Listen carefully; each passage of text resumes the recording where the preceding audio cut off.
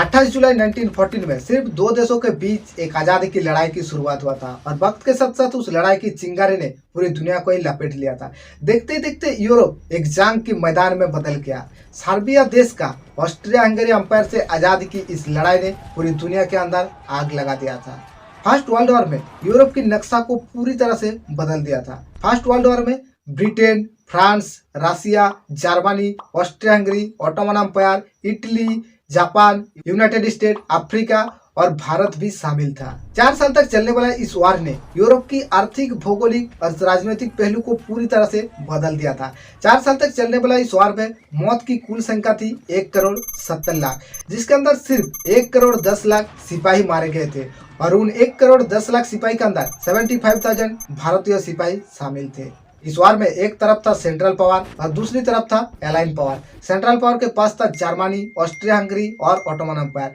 Align power में था Britain, France, रसिया, Italy, Japan और यूनाइटेड स्टेट। 4 नवंबर 1918 Austria Hungary first world war से पीछे हट जाते हैं और इसी वजह से जर्मनी को मजबूरन फर्स्ट वर्ल्ड वॉर में आत्मसमर्पण करना पड़ता है। जर्मनी एलाइन पावर के पास विनती करती है फर्स्ट वर्ल्ड वॉर को समाप्त करने के लिए और 11 नवंबर 1918 में फर्स्ट वर्ल्ड वॉर समाप्त हो जाता है। इस वार की वजह से रसिया के अंदर रेवोल्यूशन स्टार्ट हो जाता है और रसिया से जारवादी शासन पूरी तरह से समाप्त हो जाता है। इस वार की वजह से ऑटोमन अंपायर पूरी तरह से टूट जाते हैं। ऑस्ट्रिया हंगरी के अंदर राष्ट्रवादी आंदोलन चालू हो जाता है, जिस वजह से ऑस्ट्रिया हंगरी अंपायर पूरी तरह से टूट जाते हैं। नमस्कार दोस्तों, दुनिया के इतिहास में पहली बार इतना बड़ा वार देखने को मिला था। ऐसा नहीं कि इससे लॉन्ग टाइम वार देखने को नहीं मिला था। इतिहास में काफी सारा वार है, इससे भी ज्यादा समय तक चला था, लेकिन कभी भी इतना सारा कंट्री एक साथ नहीं इन्वॉल्व हुआ था कोई भी युद्ध में। फर्स्ट वर्ल्ड वॉर समाप्त होने के बाद लोगों ने ये अनुमान लगाया था कि दुनिया में इसके बाद इतना बड़ा युद्ध कभी नहीं देखने को मिलेगा और इसी वजह से इस वार को द ग्रेट वार कहा जाता था। लेकिन जब सेकेंड वर्ल्ड वॉर शुरू हुआ तब इसका नाम बदल कर रखा गया फर्स्ट वर्ल्ड वॉर। आखिर क्या रीजन थी या फिर क्या मजबूरी थी कि इतना सारा कंट्री एक साथ अलाइन होकर एक दूसरे के साथ लड़ने लगा था? क्यों शुरू हुआ था फर्स्ट वर्ल्ड वॉर और किसने इसकी शुरुआत की थी? आज की इस वीडियो में यही एक्सप्लेन करने की कोशिश करूंगा। तो ऑब्वियसली जब कोई इतना बड़ा वार देखने को मिलता है तो उसके पीछे मल्टीपल रीजन रहता है, लेकिन फर्स्ट वर्ल्ड वॉर के लिए 4 मेन रीजन बताया जाता है: मिलिटरिज्म, अलाइन, इंपीरियलिज्म और नेशनलिज्म।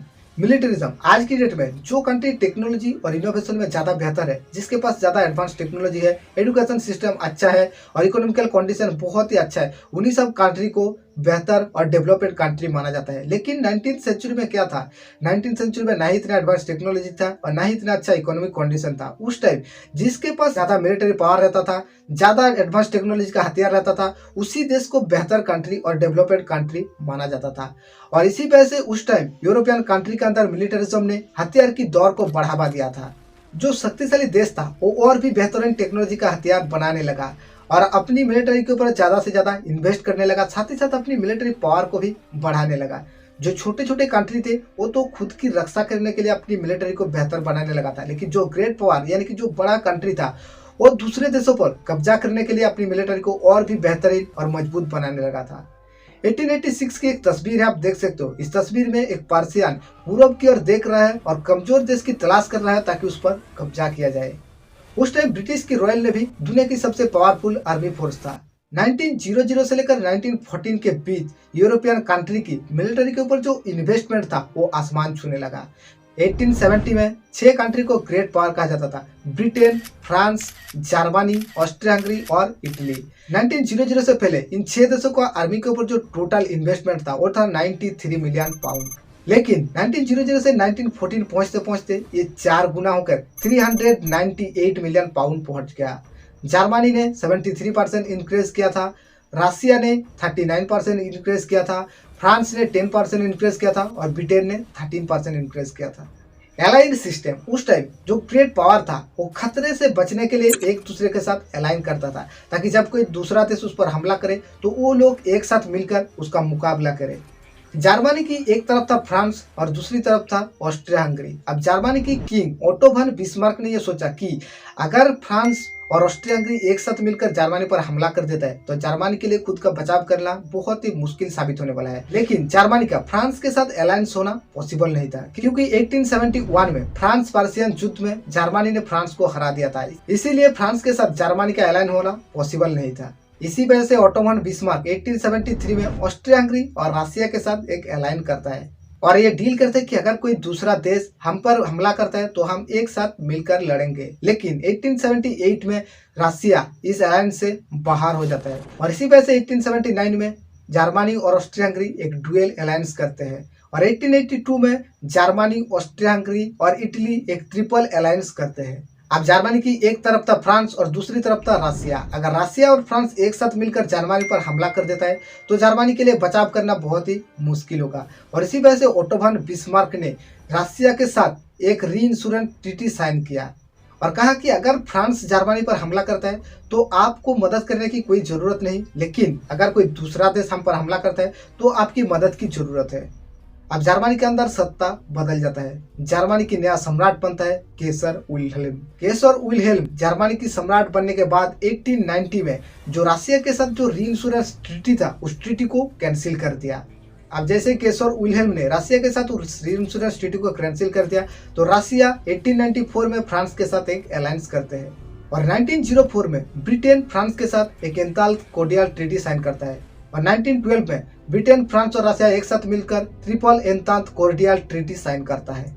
इंपीरियलिज्म, उस टाइम ज्यादातर कंट्री मोनार्कीज थे, यानी कि राजाओं का शासन चलता था। राजाओं के पास बस एक ही काम रहता था, हमेशा अपनी टेरिटरी का विस्तार करना। जो भी छोटे छोटे आसपास में कंट्री है उन पर कब्जा जमा कर अपने अंदर उनको शामिल कर लेना। 19वीं सदी में यूरोपियन कंट्री दुनिया भर में राज करता था। फर्स्ट वर्ल्ड वॉर से पहले फ्रांस और ब्रिटेन की साम्राज्य आज की भारत, वियतनाम और अफ्रीका में फैला था। अब फ्रांस और ब्रिटेन की इस दूसरे देश को कब्जा करने की जो नीति है, इस नीति को बाकी यूरोपियन जो कंट्री है वो भी अपनाने लगा था और दूसरे छोटे छोटे देशों पर कब्जा जमाने लगा। अब इसका और एक मकसद था, जैसे ही दूसरे देशों पर कब्जा किया जाता था तो उस देश के अंदर जो खजाना था उसको लूट लिया जाता था और इसी वजह से जो देश कब्जा करता था उसकी आर्थिक स्थिति तो बेहतर होता और ऊपर से एक नए रिसोर्सेज मिलता था उन देशों के अंदर। उस टाइम ब्रिटिश एम्पायर दुनिया के 25% हिस्सों में अकेला ही राज करता था। नेशनलिज्म, उस टाइम मोनार्कीज की राज चलता था, इसी वजह से डेमोक्रेसी का कोई नामो निशान नहीं था, यानी कि जनता की बात कभी भी राजा सुनते नहीं थे। राजा जो कहता था जनता को वही सुनना पड़ता था और इस चीज से लोग धीरे धीरे तंग आ गए थे और जगह जगह पर राष्ट्रवादी आंदोलन देखने को मिला था। लेकिन लोगों के अंदर इतना हिम्मत नहीं था कि सामने से कोई प्रोटेस्ट कर सकता है और इस राष्ट्रवादी आंदोलन से ही शुरुआत होती है फर्स्ट वर्ल्ड वॉर की कहानी की। उस टाइम यूरोप के अंदर काफी सारे बल्कान कंट्री थे, जैसा कि Albania, Bosnia Herzegovina, Kosovo, Montenegro, Croatia, Romania, Serbia. 1829 में ओटोमन एम्पायर और ग्रीस के बीच एक वार की शुरुआत हो जाता है और ठीक उसी टाइम रशिया बुल्गारिया की ओर से ओटोमन एम्पायर पर हमला कर देता है और रशिया को रोकने के लिए ओटोमन एम्पायर ने 14 सितंबर 1829 में रशिया के साथ एक एड्रिनोपल ट्रीटी साइन करता है और ब्लैक सी का डानबुक तक की ईस्ट पार्ट को रशिया को सौंप देते हैं ओटोमन एम्पायर कि तुम जाओ यहाँ पर जाकर राज करो, हम इस पर इंटरफेयर नहीं करेंगे। अब बोस्निया और हर्जेगोविना ओटोमन एम्पायर से आज़ादी की एक लड़ाई लड़ते हैं और रशिया इस वार में बल्कान कंट्री की मदद करते हैं आज़ादी दिलाने के लिए। इस वार में ओटोमन एम्पायर हार जाते हैं और बोस्निया और हर्जेगोविना को जीत मिलती है रशिया की मदद की वजह से। अब बोस्निया और हर्जेगोविना ऑफिशियली ओटोमन एम्पायर का ही एक हिस्सा था, लेकिन ऑस्ट्रिया हंगरी को यह हक दिया गया कि वो चाहे तो बोस्निया और हर्जेगोविना पर अपना शासन चला सकता है और इसी बीच बुल्गारिया ओटोमन एम्पायर से आजाद हो जाता है। उस टाइम यूरोप के अंदर जो बल्कान कंट्री थे उनमें से ज्यादातर कंट्री में एक स्लेविक आंदोलन देखने को मिला। वो लोग एक युगोस्लाविक देश की डिमांड करते थे, हालांकि बाद में एक युगोस्लाविक देश बन भी गया था और बाद में टूट भी गया था। 19वीं सेंचुरी में ऑस्ट्रिया हंगरी बोस्निया और हर्जेगोविना को कब्जा करने की प्रयास करते हैं और ऑस्ट्रिया हंगरी की किंग फ्रांस जोसेफ जर्मनी की किंग केसर विल्हेल्म से ये पूछता है कि अगर मैं बोस्निया और हर्जेगोविना पर कब्जा करता हूँ और कोई दूसरा देश आकर यहाँ पर हमारे साथ लड़ने की कोशिश करता है तो क्या जर्मनी से हमें सपोर्ट मिलेगा? तो जर्मनी की किंग केसर विल्हेल्म कहता है कि मैं आपको जरूर सपोर्ट करूंगा क्योंकि हम दोनों पहले से ही अलाइन में हैं। अब रशिया फ्रांस के जाकर पूछता है कि ऑस्ट्रिया हंगरी बोस्निया हर्जेगोविना पर कब्जा करना चाहता है तो चलिए हम दोनों साथ मिलकर लड़कर बोस्निया और हर्जेगोविना को सपोर्ट करेंगे। लेकिन फ्रांस कहता है कि मुझे इसमें इन्वॉल्व होने की कोई ज़रूरत नहीं है, वो जो कर रहा है उन्हें करने दो, और इसी वजह से रसिया पीछे हट जाता है। अब ऑस्ट्रिया हंगरी बोस्निया और हर्जेगोविना पर हमला कर देता है और बोस्निया और हर्जेगोविना को कब्जा कर लेते हैं। और ये देखकर बोस्निया और हर्जेगोविना की जो पड़ोस कंट्री है सर्बिया, उनके अंदर जो स्लेविक लोग थे वो सारे वायलेंट हो जाते हैं कि एक देश पिछले 300 साल से भी ज़्यादा समय से ओटोमन अम्पायर की गुलामी कर रहा था, अब उन देश को आज़ादी मिलने की बजाय एक दूसरा देश आकर कब्जा करने लगा, और इसी वजह से सर्बिया के अंदर स्लेविक मूवमेंट होने लगा और ऑस्ट्रिया हंगरी अम्पायर की किंग से जवाब मांगने लगा। अब ये स्लेविक मूवमेंट बहुत ही तेजी से बढ़ने लगा। इसी वजह से ऑस्ट्रिया की किंग रसिया के साथ एक सीक्रेट डील कर लेता है कि मैं सर्बिया पर कब्जा कर लूंगा, तब तुम इसके बीच में इन्वॉल्व मत होना। और इसके बदले में फ्रांस जोसेफ रसिया के साथ एक सीक्रेट डील कर लेता है। तस्वीर में आप देख सकते हो, ऊपर है ब्लैक सी और नीचे है सी ऑफ मार्बेरिना, और टर्की को दो हिस्से में डिवाइडेड करता है state of Bosphorus. France Joseph कहता है कि तुम ये स्ट्रेट ऑफ बोस्फोरस पर कब्जा कर लो, हम इस पर इन्वॉल्व नहीं होने वाले हैं, और मैं सर्बिया पर कब्जा कर लेता हूँ, तुम इसके बीच में मत आओ। अब रसिया इस सीक्रेट डील में राजी हो जाता है। अब ऑस्ट्रिया हंगरी की किंग फ्रांस जोसेफ जर्मनी की किंग केसर विल्हेम से पूछता है कि मैं अगर सर्बिया पर कब्जा करता हूँ क्या तो तुम सपोर्ट करोगी मुझे? तो जर्मनी की किंग केसर विल्हेम कभी पीछे नहीं हटा, उन्होंने हमेशा यही कहा कि मैं आपको जरूर सपोर्ट करूंगा। इस सीक्रेट डील के कुछ दिन बाद 28 जून 1914 में ऑस्ट्रिया हंगरी की प्रिंस आर्चड्यूक फार्ज फर्डिनेंड अपनी पत्नी सोफी के साथ बोस्निया की साराजेवो के लिए निकलते हैं। लेकिन उस टाइम साराजेवो के अंदर स्लेविक मूवमेंट बहुत ही तेजी से बढ़ने लगा था। जैसे ही प्रिंस साराजेवो पहुंचते तो वहां पर बहुत भीड़ मौजूद था किंग को देखने के लिए, और उसी भीड़ में मौजूद था कुछ स्लेविक युवा। उन स्लेविक युवाओं से एक युवा ने किंग की कार को देखकर बॉम्ब फेंक दिया, लेकिन खुशकिस्मती से वो बॉम्ब कार से टकराकर उस भीड़ के अंदर गिर गया। तुरंत ही उस युवा को पुलिस ने गिरफ्तार कर लिया और किंग आर्चड्यूक फ्रांज फर्डिनेंड तुरंत वहां से निकल जाता है। लेकिन रास्ते में वापस आने के टाइम उनकी कार एक गलत यू टर्न ले लेते हैं, और जब कार को बैक करने की कोशिश किया जाता है तो देखते हैं कि पास में एक 20 साल का युवा हाथों में हथियार लेकर खड़ा है, और उस 20 साल के युवा ग्रेवलिनो प्रिंसिप ने उस प्रिंस को गोली मार दी, जिस वजह से वहीं पर प्रिंस की मौत हो गई। अब ऑस्ट्रिया हंगरी की किंग फ्रांस जोसेफ ने सर्बिया को इस हादसे के लिए जिम्मेदार ठहराया गया। अब ऑस्ट्रिया की किंग फ्रांस जोसेफ जर्मनी की किंग के पास पहुंचते हैं और कहता है कि अगर मैं सर्बिया पर कब्जा कर लेता हूं तो क्या तुम मुझे सपोर्ट करोगे? तो केसर विल्हेम कहता है कि मैं जरूर आपको सपोर्ट करूंगा। तब फ्रांस जोसेफ ने सर्बिया को एक चुनौती दिया और इतना कठिन शर्त रखा जिसको मानना बहुत ही मुश्किल था। अब सर्बिया की किंग को एहसास हो गया था कि ऑस्ट्रिया हंगरी की किंग सर्बिया को कब्जा करने वाला है। इसी वजह से सर्बिया की सारे मिलिट्री को एकत्रित होने के लिए आदेश दिया गया। अब ऑस्ट्रिया हंगरी सर्बिया पर हमला कर देता है। सर्बियन आर्मी के लिए ऑस्ट्रिया हंगरी एम्पायर का आर्मी का सामना करना बहुत ही मुश्किल होने लगा और धीरे धीरे ऑस्ट्रिया सर्बिया पर कब्जा करने लगा। इस वार में रसिया की खामोशी देखकर रसिया के अंदर जो स्लेविक लोग थे वो प्रोटेस्ट करने लगा, और इसी वजह से रसिया और ऑस्ट्रिया हंगरी का सीक्रेट डील होने के बाद भी मजबूरन रसिया को इस वार में शामिल होना पड़ा। जैसे ही रसिया इस वार में सर्बिया की ओर से ऑस्ट्रिया हंगरी के साथ युद्ध करने के लिए आ जाते हैं तो पीछे से जर्मनी भी पहुंच जाता है इस वार में। अब इस बार फ्रांस भी पीछे नहीं हटता, जैसे रसिया पहुंच जाता है सर्बिया को सपोर्ट करने के लिए तो फ्रांस भी पहुंच जाते हैं। अब ब्रिटेन का फ्रांस और रसिया के साथ अलाइन होने की वजह से ब्रिटेन भी इस वार में शामिल हो जाता है। ऑटोमन एम्पायर का रसिया के साथ एक दुश्मनी था और इसी वजह से ऑटोमन एम्पायर पहुंच जाता है ऑस्ट्रिया हंगरी और जर्मनी को सपोर्ट करने के लिए। अब इटली का जर्मनी और ऑस्ट्रिया हंगरी के साथ अलायंस होने के बाद भी इटली पहुंच जाता है अलायन पावर को सपोर्ट करने के लिए, क्योंकि इटली कहते हैं कि अगर कोई दूसरा देश तुम पर हमला करता था तो मैं तुम्हारे साथ होकर खड़ा रहता था, लेकिन यहाँ पर तो तुमने खुद ही जंग की ऐलान कर दिया। ब्रिटेन और फ्रांस जिस देश में राज करता था उस देश के भी आर्मी फोर्स को बुलाया जाता था इस वार में शामिल होने के लिए। भारत से कुल 1 लाख आर्मी फोर्स गया था ब्रिटेन की ओर से इस वार में युद्ध करने के लिए। जर्मनी ने दोनों तरफ से युद्ध करना स्टार्ट कर दिया, एक तरफ था फ्रांस, दूसरी तरफ था रसिया। रसियन आर्मी जर्मन आर्मी के सामने खड़ा ही नहीं हो पाया, जर्मन आर्मी ने रसियन आर्मी को पीछे हटा दिया।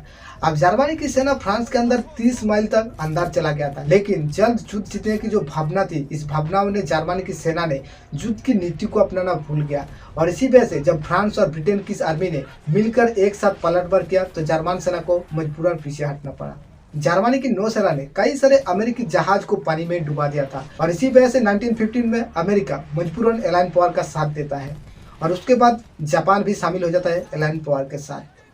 इस युद्ध की वजह से फूड शॉर्टेज और बेरोजगारी दिन ब दिन बढ़ने लगा, और इसी वजह से 1917 में व्लादिमीर लेनिन और बोल्शेविक की नेतृत्व में रशिया के अंदर रशियन रेवोल्यूशन स्टार्ट हो गया और रशिया में जारवादी शासन को पूरी तरह से समाप्त कर दिया गया और रशिया फर्स्ट वर्ल्ड वॉर से पीछे हट गया। 1918 में ऑस्ट्रिया हंगरी के अंदर राष्ट्रवादी आंदोलन शुरू हो गया और इसी वजह से 4 नवंबर 1918 में ऑस्ट्रिया हंगरी भी इस वार से पीछे हट जाते हैं और मजबूरन जर्मनी को इस वार में आत्मसमर्पण करना पड़ता है। 11 नवंबर 1918 में फर्स्ट वर्ल्ड वॉर समाप्त हो जाता है और शांति को कायम रखने के लिए ट्रीटी ऑफ वर्साइल साइन किया जाता है और इस ट्रीटी के दौरान जर्मनी को इस वार के लिए जिम्मेदार ठहराया जाता है और एक बड़ी रकम चुकाने के लिए कहा जाता है इस युद्ध की नुकसान की भरपाई करने के लिए। उम्मीद करता हूँ फर्स्ट वर्ल्ड वॉर की स्टोरी आपको इन्फॉर्मेटिव लगा। Thank you so much for watching this video. Wish you all the best.